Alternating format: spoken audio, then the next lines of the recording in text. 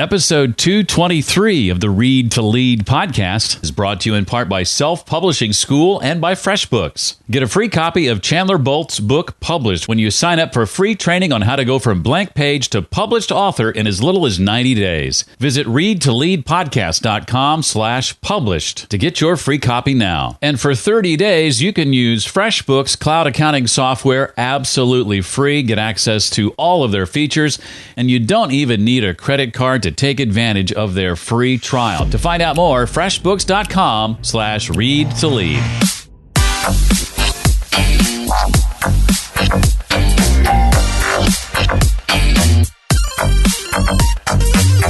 If you can get rid of your consumer debt, that's the first thing, because it just frees you up. It frees up mental space. And when you don't need to make as much money, you're able to do the work you really want to do. When your month starts and you don't owe anything, it's really fun to do business that way.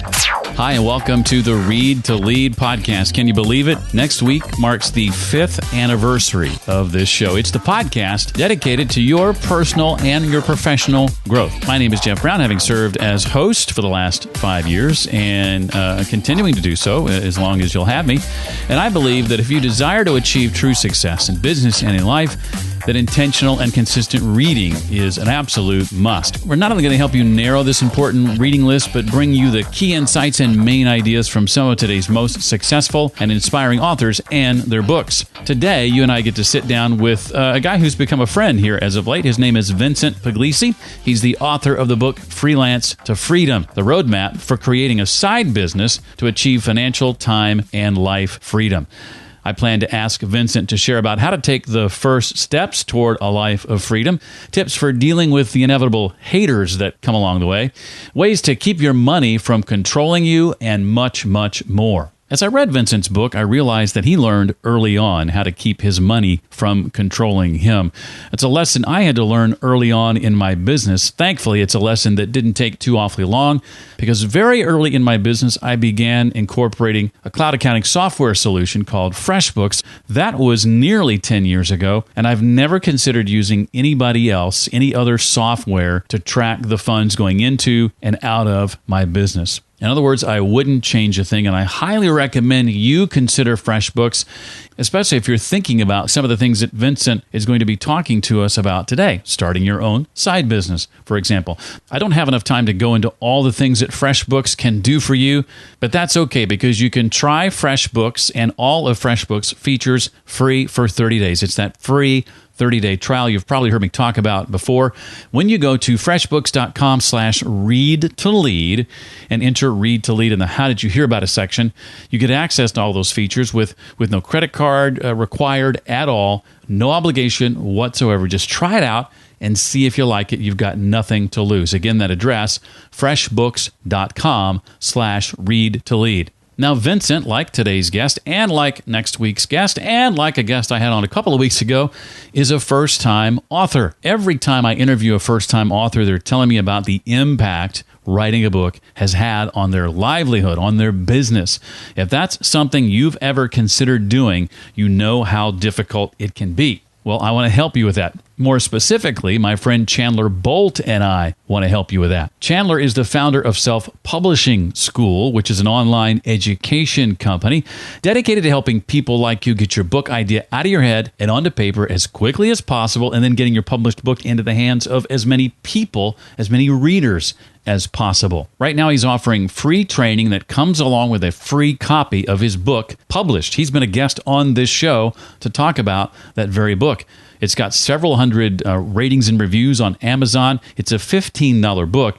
Chandler's going to send it to you for free, and all you have to do is register for his free training. In that training, he's going to show you the exact process to follow to go from blank page to published author in as little as 90 days, and the exact launch blueprint to follow to launch your book in such a way that you're earning monthly income month after month, residual income, monthly recurring revenue. To register for this free training and get a copy of Chandler's book published right now, all you need to do is go to readtoleadpodcast.com/published. That's readtoleadpodcast.com/published.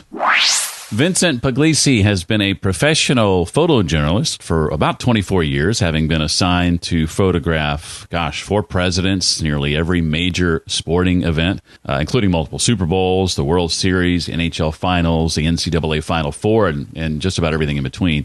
His work has been published in most major newspapers, magazines, and online publications around the world. He now coaches and leads small business owners and freelancers toward a life of time, money, and work freedom. His new book is called Freelance to Freedom, the roadmap for creating a side business to achieve financial, time, and life freedom. I'm thrilled to have him here. Vincent, welcome. Thanks so much, buddy. That was fantastic. I appreciate that. Well, Vincent and I have been connected on Facebook for a while, but had a chance to meet in person just a couple of months ago. And I'm not even sure that his book was on my radar, but after that conversation, I became aware that he wrote a book and was immediately intrigued by the title. And it's a subject that's near and dear to me. I want to start, though, this being your first book, Vincent, by asking you what the process of writing was like for you. I hear it's kind of hard. It's funny because, I got published through Morgan James. David Hancock is the publisher, and I listened to him on an interview talk about how do you get published with Morgan James, and he gave this whole rundown of the outline and everything to do, and I was laughing as I listened to it because I realized I did everything the exact opposite of what he would have said to do. I didn't have an outline. I had these stories, and I had this idea, and I had this title in my head for a couple of years, and literally we were on vacation, my wife and we have 3 boys, and I must have been talking about it. I can do this. I can talk about the same thing over and over again. And she said to me, Elizabeth said, okay, I'm taking the boys to the beach. I want you to go to the coffee shop and start writing the book. I'm tired of you talking about it. That's literally how the book started. So I just started writing a story or two that I thought fit in, and then kind of started just kind of mapping it out from there. What's missing? Where do I want this to go? So it really was an organic process that had no plan to it when I did it. So do you think by doing everything the opposite of the way it was, quote unquote, supposed to be done helped you stand out? Is that why it worked?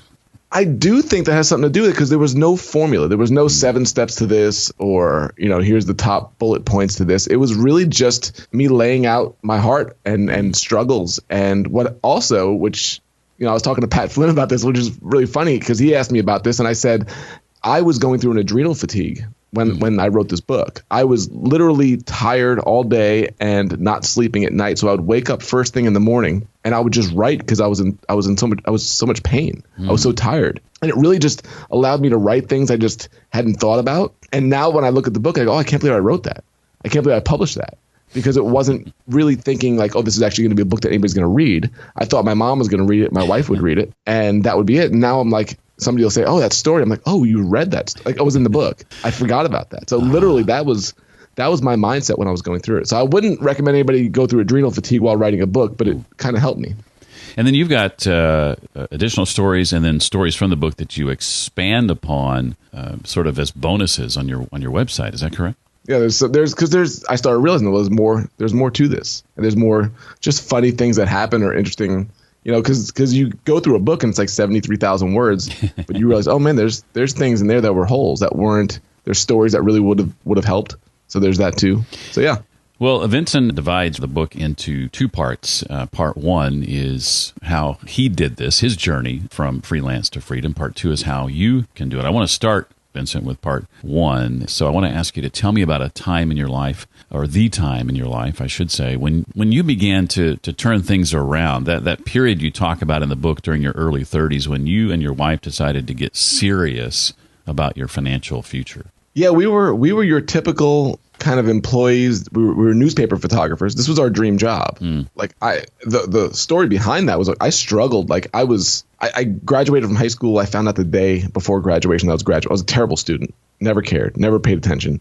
Didn't want to do it. I knew there was something else, but I didn't know what that thing was. So that's confusing to everybody around you, right? And my brother's like, I was so worried about you. I'm like, I wasn't. I knew this wasn't it, but I was confused of what would it be. So I struggled for years. I think I had 5 or 6 majors in college. And so I went through and I started with photography. My dad helped me with that. And then I finally got in. I was in New York freelancing. I was doing big events. Like I'd photographed the president, the Dalai Lama, and all these big sporting events, but it wasn't making any money. So that's when Chuck Bennett, who was my photo editor at Newsday, said, go back to school, go to Ohio University. It was a great journalism school. Went there, got the degree, met my wife there, and we got these newspaper jobs, which was my dream. I get to shoot every day and get paid for it. So, I was in this kind of la la land, but I was only making $32,000 a year. But, for a broke person, that was a lot of money. So I was like, okay, I get to do what I want to do. I was in Evansville, not far from Indy, so I got to go up and cover the Colts and all that type of stuff. It was a lot of fun. But within the same year, I had won International Sports Photographer of the Year. Like number one. And the second place was a guy from LA Times. Third place was a guy from Sydney, Australia. Okay, something's happening here. And at the same time, Elizabeth was pregnant with our first son, Andrew. But I'm making $32,000 a year, and my wife wants to stay home if she can with Andrew. So that was the first adult moment. So I had my evaluation of my job, and I went in, and he praised everything that I did. He was, you're working above and beyond. You're winning all these awards. You get flown to DC to Geographic for the award ceremony for the sports photography, blah blah blah. But we don't have any budget. So most people are getting no raise. We're going to give you 3%. We tried for 4, but we can only give you 3. And I just remember sitting there like I can't. What am I going to do? I can't live like this. I'm not going to be able to raise a family. And I looked out in the newsroom and I saw everybody. And I kind of realized oh my God, everybody's always complaining about money and struggling with time and this and that. And I said right then and there, I'm like, this is over.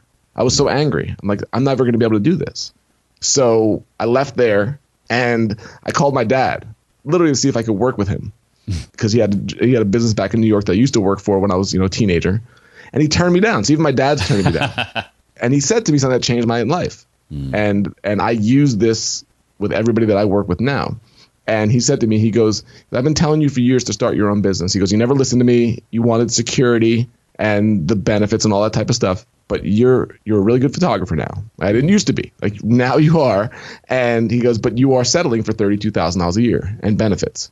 And he said, you have a talent and a skill now that you can go out and do weddings, commercial work, corporate. You can do all these different things that you actually do for the newspaper, but on your own and make 10 times more money and control your time. And he goes, you have a skill, but you're not using it correctly. And that one line changed my life. And I was finally desperate enough to listen because I'm sure he gave me a lot of great advice before. I just didn't listen. So that day we decided to start our business. Well, was part of that hesitation based in fear? Because I think back to the story of when you were young and your dad had that partner who at one point kind of left him high and dry, and you experienced just how difficult that was for your family as a young boy. Did that play into your not wanting to start your own business at all in the back of your mind?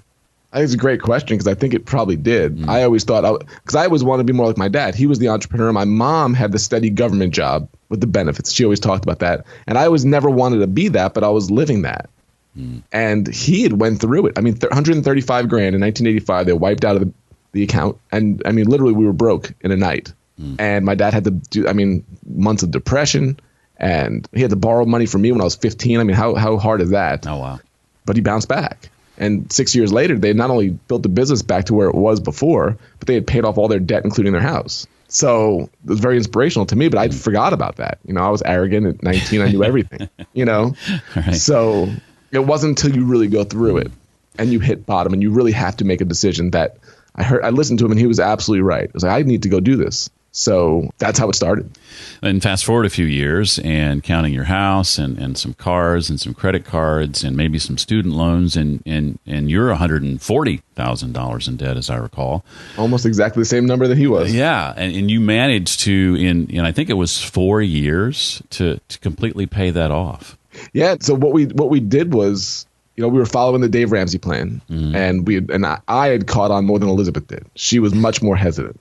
And I think a lot of spouses go through this. One's on board. One's like, yeah, I don't want to change my lifestyle and blah, blah, blah. Finally, she read Dave Ramsey's book, Total Money Makeover, got on board with it.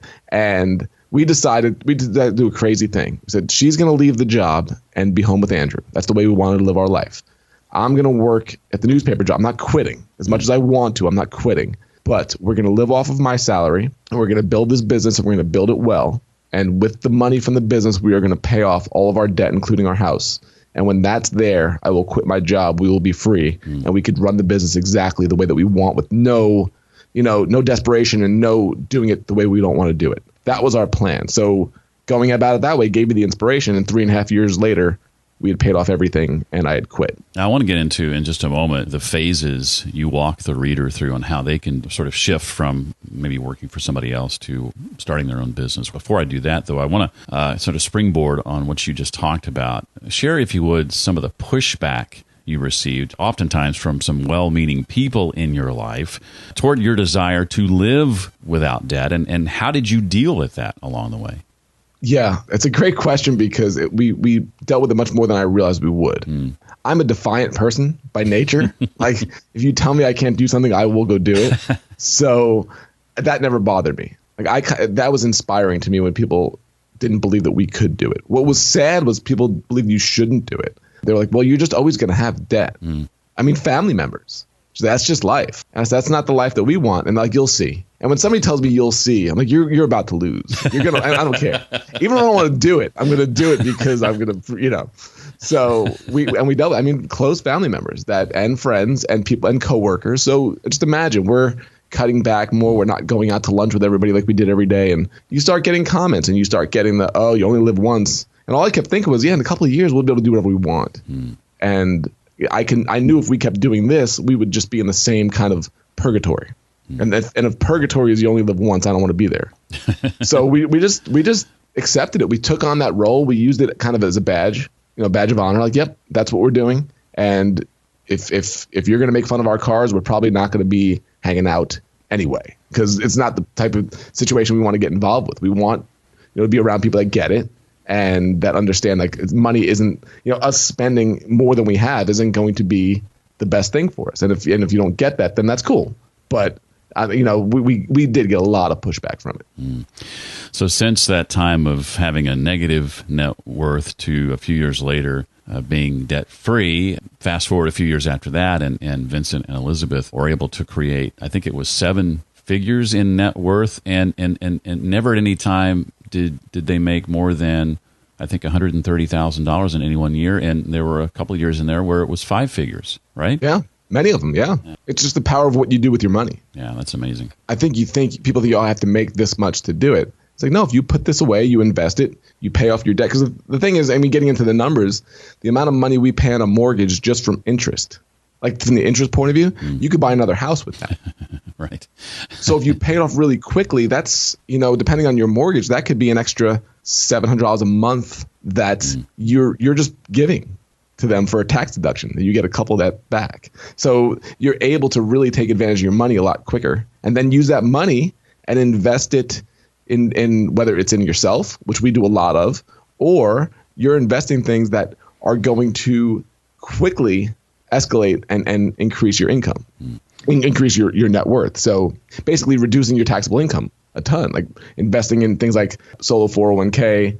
You could just drop a whole lot of money in there, reduce your taxable income while you're building wealth. And I think that's lost when you have car payments, house payments, all that type of stuff. I think that's not taught in school at all. And when we figured that out, Rich Dad, Poor Dad, it was eye-opening to us. My wife and I haven't had car payments, I guess, for probably about 10 years, and I would never go back to having car payments for sure. But it's hard, right? Because everybody has it. So they're like, what, are you crazy? Like, of course you'd have it. And so it's just nice to be weird. And we're even teaching our kids, like, our oldest, he's so into bugs. It's his life. He reads about it. And he told me the other day, like, he has friends like, oh, you're weird. He goes, thank you. I'm like, yes, that's the perfect answer. That's right. Well, for others looking to have total time freedom, Vincent, is being debt free an absolute must, or is it essentially about keeping your money from controlling you? It's a little bit of both. I don't think it's an absolute must. I hedge on the mortgage I know people that will get consumer debt free and then they will go crazy on the mortgage, which we did, but our mortgage wasn't that high compared to what a lot of people are dealing with now. And this is 14 years ago. And we're in Southern Indiana. It wasn't as expensive. When somebody tells me they're going to go crazy on the mortgage at the sacrifice of, like, building their business, or, for instance, like going to great conferences, stuff like that, like, no, that I have to invest in that stuff.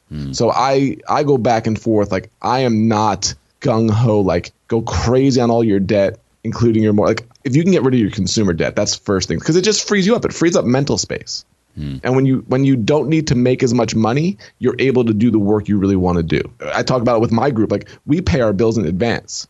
And some people think we're crazy, but you don't understand. When your month starts and you don't owe anything, It's really fun to do business that way. Wow. I love that. If I have a client I don't want to work with, I could just tell them this is not working. And they either go, oh, okay, let's figure this out, or they go. And I'm fine either way. Right. But it's not going to continue where it's like, oh, I have to do this to pay the bills. Oh, no. Everybody says that. Well, you got to pay the bills. Well, what if you had no bills? It's a completely different story at that point. Well, this first phase that Vincent digs into, he calls escaping the seeds of discontent. And in this chapter, Vincent, you throw out some pretty telling statistics. Things like 80% of workers today are dissatisfied with their jobs. Another stat, I think, is over the next 10 years, 50% of the workforce will be freelancers. Expound on those a little bit, if you would. You're seeing it now just in terms of like the financial independence movements that are happening, that are growing like crazy around. People are realizing I don't need to be in a job to earn income. This is not the way it was when, I'm 46. We graduated from high school where you had to literally go up to a job with a paper, application and wait for them to call you back. Like you have a phone in your pocket that's more powerful than Ronald Reagan had in his office in 1980, right? You can start a business. So with that business and all of the stereotypes are crushed. It doesn't matter if you're a man or a woman, black or white. Nobody knows who you are with your business. Like, there's nothing holding anybody back from doing something online to earn income. Now, if you could do it online to earn income, and you could reduce your debt, and you could increase your income to where your income goes above what you owe every month, you're now essentially financially free. Now, you're not wealthy. You're not Mark Cuban, but you can control your time and your money. And that's all that they want anyway. That's what most people want, is just the freedom to do what they want every day and do the work that they love. So like what we just talked about before, if you really enjoy your work, you don't need the money. You then get to really hone it and pivot towards, well, what kind of work do I want to do more? What do I want to eliminate? And every day you get to decide more and more about work gets better. Because now I don't want to do this, but I do want to do that. And when you don't need the money and you have the income coming, you could just decide to start. And I think so many people are just lost because they have the jobs that they have to go to and get on a train 6:30 in the morning they hate. How do you start something when you're going through that and you're emotionally drained? So the quicker you could free yourself from that discontent in your work, the quicker you could start something and then move forward. Yeah, and that's why you say, I think, that you need to phase two, the side hustle. You need to start that business before you really need the income that business is going to generate, right? Exactly. Well, it's funny. I just had a retreat for my mastermind people, and we were about to talk about this, and I got a message that morning. I hope he's not listening to, but a friend of mine worked for a newspaper, and he messaged me, and he must have heard about my book, but he didn't read it, right? And he messaged me that morning. It was 8:15. And he said, hey, Vincent, I just want to let you know, I just got laid off from my job. It's a newspaper job. And that's no shock. That's the way this world is going right now. And I want to learn more about freelancing. I need to start like immediately. Can we talk? And he's behind because you have to start it before you need it. But most people, when they're in the jobs, they go, it's good. It's good enough. I make 78 grand or whatever, blah, blah, blah. It's good. I hate it. I hate my boss, but it's good enough. And then when that thing comes and it cuts you out from the legs, now the income is zero. Now you have to start. You haven't built your network. You haven't built your connections. You haven't started making content. You haven't done anything. And now you need to make all your mistakes when you need the money. And you're best making the mistakes when you don't need the money because you get to be more authentic with it. So the point there is build it before you need it. Well, I can't say I did it because I was smart, but fortunate to have started a side business when I was still gainfully employed. And though I'm not still doing that work today, it was a godsend when I was pushed from the nest and needed to figure things out. I had something I could immediately lean into and make full time for a time until I figured out what I ultimately wanted to do long term. How valuable for you, like what you went through, like the mistakes that you made that you weren't good at yet. Did that propel you to being better at it later? Oh yeah, absolutely. It's funny. I'll give talks occasionally, and people will kind of look at me strange, cock their head to one side, and say, "Look like you just kind of made a series of mistakes along the way." And that's basically what it is. It's like a series of firsts where I try different things, and sometimes they work, and sometimes they don't. And regardless, you learn every time. And I think it's so vital to the conversation because, like, when you are starting your own business, I noticed the difference between employees and entrepreneurs, or let's just call them self-employed because not everybody's an entrepreneur. That's a whole different word. But when you have to start your own thing, you constantly have to make mistakes. You constantly have to relearn and change and pivot. When I was an employee, the thing was don't change. don't rock the boat. So you make so many less mistakes because you need to keep the status quo. So when those people go out into the real world of self-employment, they're stunned by it because they don't want to make mistakes. They don't, because they're afraid of getting in trouble. Like, no, you have to make as many mistakes as you possibly can without it being fatal. That's the key. So just don't make the fatal ones, but everything else, keep learning, make them, then pivot 1% better constantly. But that's not the way it was when I was an employee, or most of my friends. And the friends that are employees, they just worry about making the mistake and not realizing, no, you have to. That's the point. That's how you change and grow. When we were leaving the job, we had a friend that was like, aren't you worried about the uncertainty of being self-employed? And I said, and I was arrogant, right? And I was like, I kind of saw it coming. I said, well, we had 29 weddings booked and some corporate work. So we got 29 clients and some other corporate work. If one of them or two of them fires me, that's 5% of my income. And I can always replace them with somebody, and it's probably going to be higher paid because we keep raising our prices. If one person fires you, you're down to zero. Right. And they were like, I never thought of it that way. I much prefer the situation as it is now, just as you described. I don't have 29 clients. I don't want 29 clients at the moment. But yeah, I much prefer that than the alternative. And I used to be just like so many people, Vincent. I was taught, it was drilled in me at a young age, that this is security. This is the path that everybody goes down. And never was I encouraged, as so many people aren't, to think outside that box. It's like we're all these, robots being trained for, working the factory line. So the factory job, yeah. And the thing is, if you rock the boat in school, you are disrupting the entire system, and they can't have that. Don't so get they me need started. The people like you and I, apparently, we might have great ideas, but they don't want to hear it because you are then changing their system, and then you make disorder in their school. And then how do they control that? So they need to get those people out and keep the compliant ones in. And the compliant ones get the job that at 23 years old go, what do I do? Nobody's telling me what to do. Like, no, it's because you have to tell yourself what to do. And for 17 years, they've been told what to do, and they're confused. Well, you've hit on some of these. I think phase 3 is what Vincent calls the optimal freelancer. Vincent, what are some of the traits of someone who is in that phase? Now it's improvement. Now you've gotten over the fear and the fright of starting your business, and you figured some money stuff out. And that's when you're doing things like, oh, say my income's $100,000. People don't realize this. If you have no debt and you're making $100,000, you could then put $30,000 into some retirement or investment vehicle that reduces your taxable income. When you do that consistently, you're paying less taxes, your health insurance could be lower. You're actually making more money by not having that. You get to control your money more. It's like Rich Dad, Poor Dad. He said, this really stunned me when I read this in that book. He said, employees make money, then they're taxed, and then they get the rest.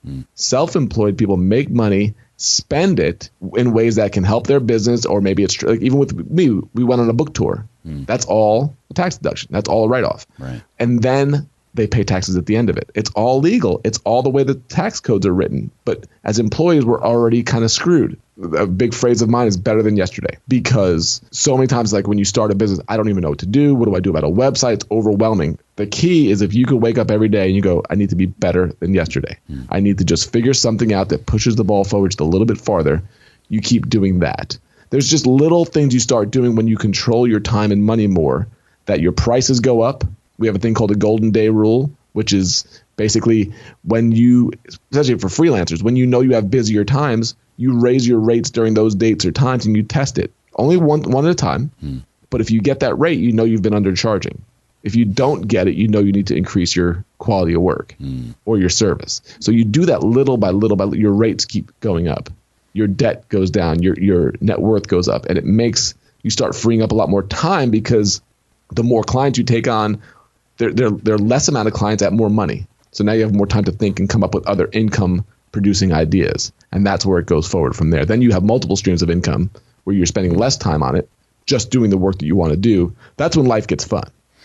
I can attest to that. I have 2 streams of income today that involve monthly recurring revenue that a year and a half ago in my business didn't exist. Yep. And I just created them one day and said, I don't have any monthly recurring revenue in my business. It's, it's up and down, up and down. It's solid, but there's peaks and valleys, and I want to change that. I want there to be a base. And over the course of a few months, I created 2 streams that didn't exist before out of thin air.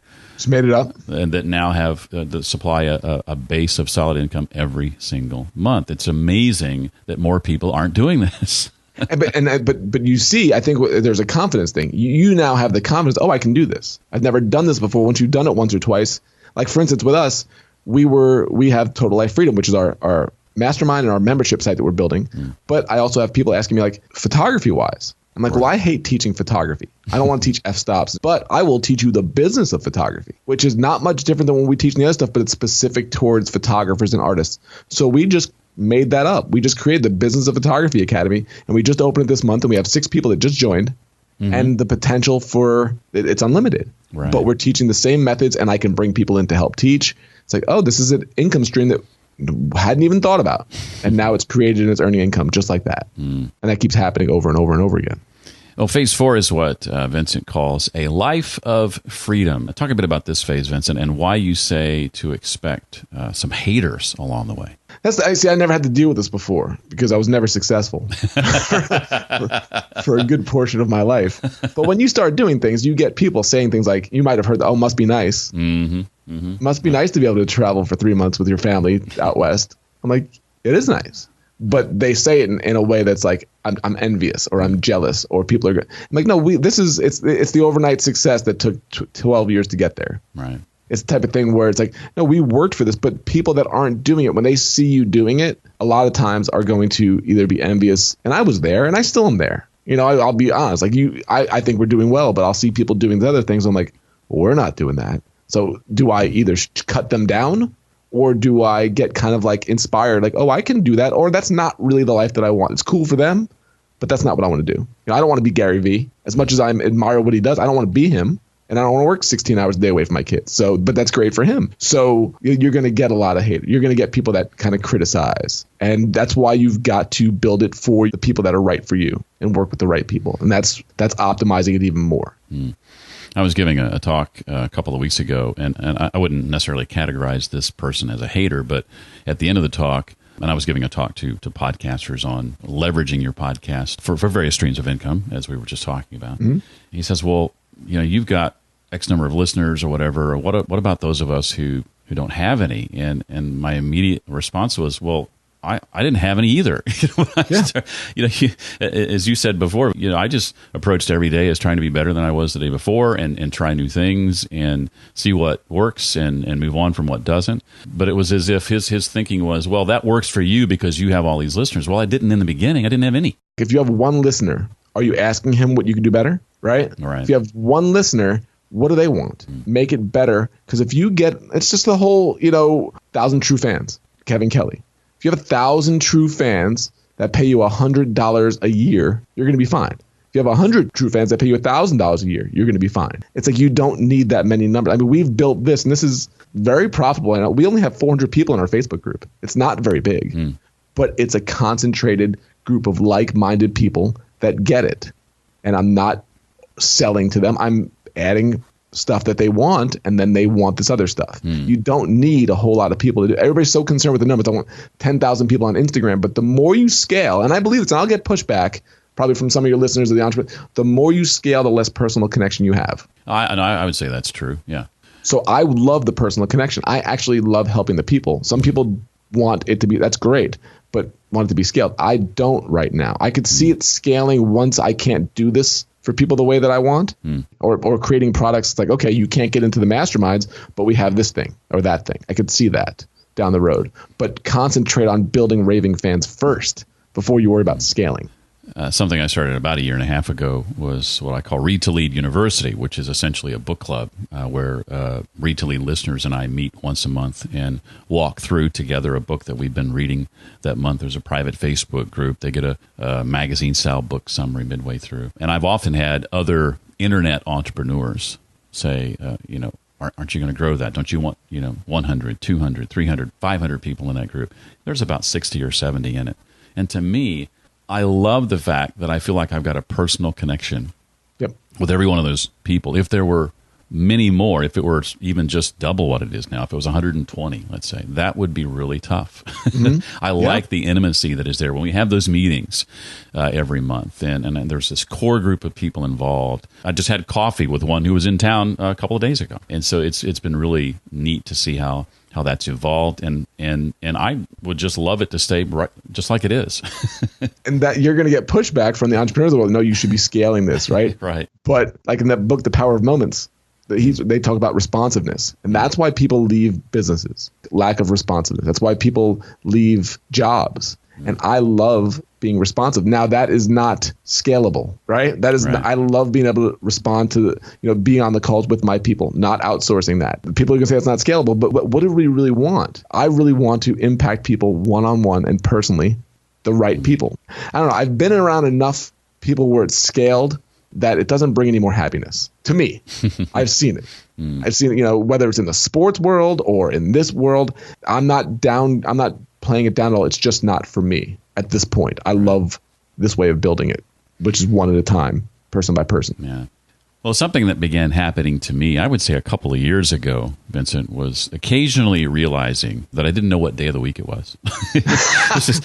It's such an amazing feeling, because when I worked for somebody else, there was never a time when I didn't know exactly what day it was. Yeah, or time. Or time. Talk about how in phase 5, essentially every day is what you call Independence Day. Yeah, we just went through it, which is funny. It was the real Independence Day. Exactly. We've had from the very beginning, even when the income was very much lower. We have 3 boys now. They're 12, 10, and 7. And Dylan wasn't born yet. I think Andrew was maybe 3. Nolan was 1. And we had just left the job, and we were at the park and we were feeding ducks. And I said to Andrew, what day is it? He goes, I don't know. I said to Elizabeth, what's today? She said, I don't know.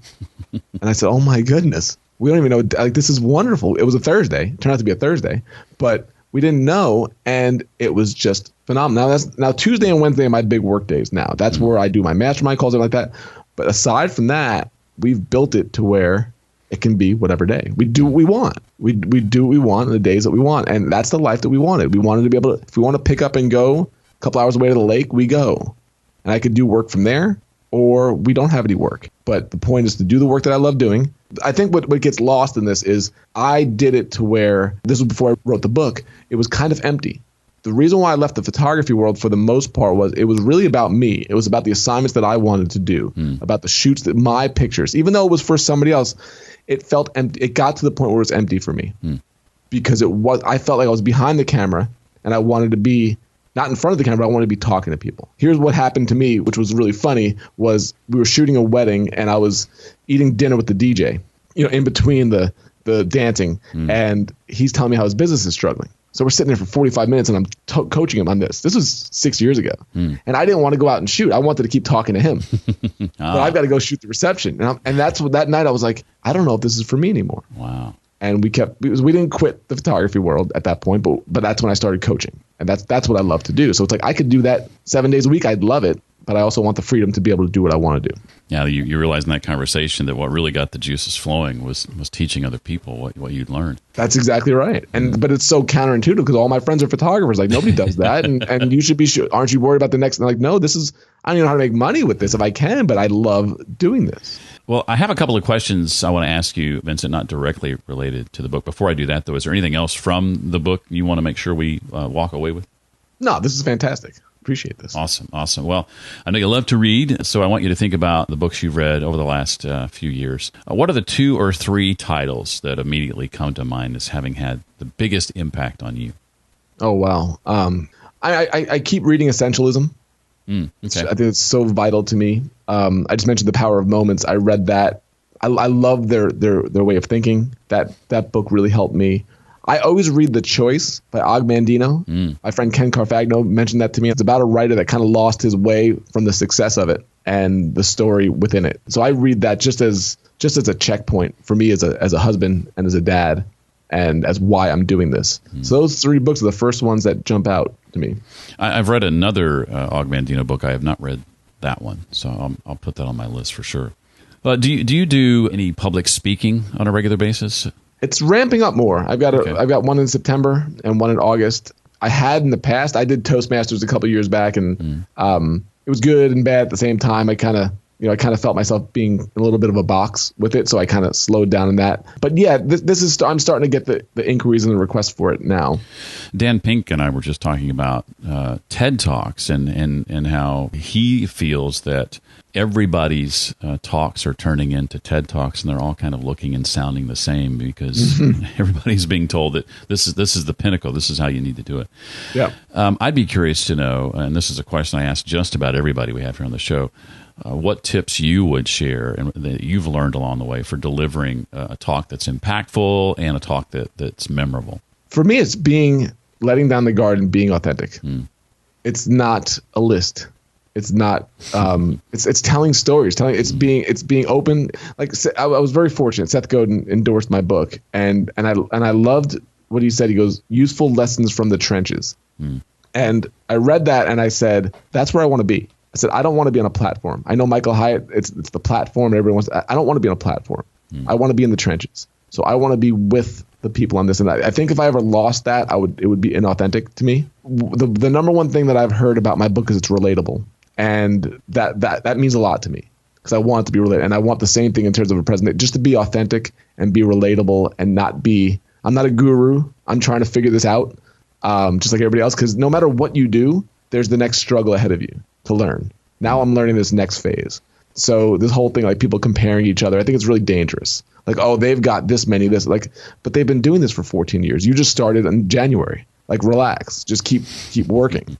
And I think so many people in the instant world now, it's like, oh, I want to have this. And I think it's inauthentic, and I think it's empty in a lot of ways. So I do think just being yourself, being generous, being authentic, and telling your real stories as vulnerable and as uncomfortable it could be. I think for me, that's the key part. Well, I got to ask, if you're willing to share it, how does one get someone of Seth Godin's caliber to endorse their book? I get that question a lot lately. And it's funny because I joke. I say, well, the most important name of the book isn't mine on the cover. And it comes down to all the stuff we're talking about. Like, I support Seth Godin and what he does in his work. He has helped me. And then I got to meet him about 5 years ago at a conference in New York City with Dave Ramsey and Gary Vaynerchuk. And so there was that. So little by little, and I didn't keep in touch, but I followed his stuff and I shared his stuff and I recommended it to everybody because I believe in it. And then a couple of years ago, he's in New York again, and my buddy Ken and I went. And I have two rules when I go to a conference, if I can. Sit in the front row and ask at least one question. That's a rule that I have. So he was, and the book was being published, and I knew that he's a freelance type of guy. I knew that he had connections in some way with my book publisher. So I made sure the question that I asked was related to that. And it was a real question. I said to him, Seth, in 3 years, I'm publishing a book, Freelance to Freedom by Morgan James, blah, blah, blah. And so hopefully that could be recognizable to him. And I said, what mistake am I going to make now that 3 years from now, I wish I would have known? And he laughed and he said that you will have wished that you didn't expect your publisher to do anything. And you will have wished you had gotten 10,000 people's hands any way you could. He saved me so much time and agony and frustration because I would have expected my publisher to do the promotion, and the blah, blah, blah. And that's not what they're going to do at the level that I'm at. Just there. So I did a grassroots effort. That's how we got the word out. But I kept in touch with him. I thanked him. Some things happened in between. I invited him to be an assistant at a football game. When I was going to be in New York for that same event. I said, you've helped me so much. But I know he's not a big sports fan. But I said, I have this opportunity to bring an assistant on the field. It's a Giants-Cowboys game. I would love to offer that to you. He turned me down. He said he was busy, but he thanked me for it. We talked about it. And then finally, after enough time and effort, I messaged him and I asked him if he would look at the book. And I know he doesn't do that nonstop. And he got back to me pretty the same morning. And said, send it over. And a couple of days later, I had a blurb from Seth Godin. I'm like, wow. You got to be kidding me. How'd that happen? So we kept in touch. And my kids actually gave him thank you cards in February when I saw him in California. And he took my book up on stage at a Behind the Brand episode and plugged my book. You had no idea that was coming, right? No, I just gave it to him because our book tour wasn't at bookstores. It was to go around to thank all the people who've helped us with our book. So I got to give it to Pat Flynn and Seth Godin and Aaron Walker and Dan Miller. And, and Seth happened to be out in California when we were there. And I went to the event and, everybody's like, and you have to invest in yourself. It's $250. I'm like, no brainer. Some people are like, what's the ROI? I'm like, what's the ROI? Are you kidding? Who knows what the ROI is? I don't think that way. And I got to give him the book, and he put the book underneath his chair on stage. I'm like, I took a picture of that because I'm like, wow, oh my God, my book's underneath Seth Godin's chair. Little did I know that when I asked a question, because again, I was in the front row and I asked a question, he picked the book up and he said, Vincent, tell us about your book. And I was like, no, that's not what we're here. So that's on YouTube now. So who knows? You just never know. When you invest in the people that help you and you authentically do that, you just don't know what can happen. But if you do that better than yesterday, day after day, this stuff happens. Well, one final question for you, if you're willing to share. You've hinted at some other things you're working on, membership site, mastermind groups. What's around the corner? What's up ahead that you're excited about? And where can we find out more about you and what you're up to? Yeah, this is it. Like, just like what you're talking about, like, I am not going really wide on a lot of the stuff. We've got the mastermind groups, which right now we're full, which is fantastic. We got 4 of them, and we have the membership site that is it's invite and application only. We're not looking to blow this thing up. We're looking to bring in the right people that get this. I have no need to blow this thing up. And the Business of Photography Academy, which is for same thing but specific towards photographers. Those are the 2 things I'm working on. I even told my mastermind group, I said, hold me accountable on this because I am a 1,000 idea a day guy. And if you know me in August, like, no, we're going to do this now. Like, no, I need to just focus on this and make this better and serve these people. That's what people don't get. If you serve your people well, small number, they will talk about you. Right before we got on this call, I got a guy that's in my business photography. He goes, I got somebody for you that needs your. That's how it works. People will talk about you if you do this work for them. And I think so many people get caught up in how do I make this bigger, faster, that they lose that intimacy from the actual people that they're helping. Well, the title of the book, again, is called Freelance to Freedom, the roadmap for creating a side business to achieve financial, time, and life freedom. Vincent, thank you so much for being our guest today. I really appreciate your time. Thank you, buddy. This was awesome. As always, links and resources to the books Vincent and I discussed can be found at the page created just for this episode.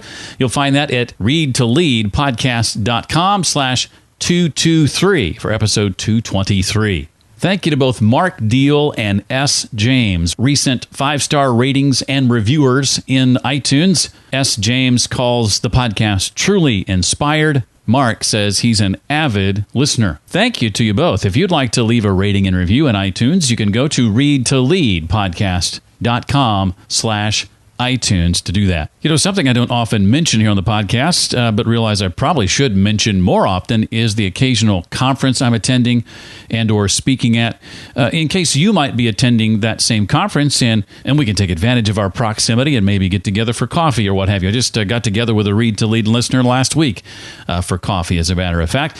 I'm going to be at a conference in October 2018 in Columbus, Ohio. It's a conference put on by my friend Carrie Oberbrunner, and it's called the Igniting Souls Conference. I'll be a speaker at that conference. It's designed primarily for authors, but suffice it to say, whether or not you intend to be an author at any point in the future, it's a chance to be in the same room and rub shoulders with some awesome people for a few days. And like I said, I would love to meet you.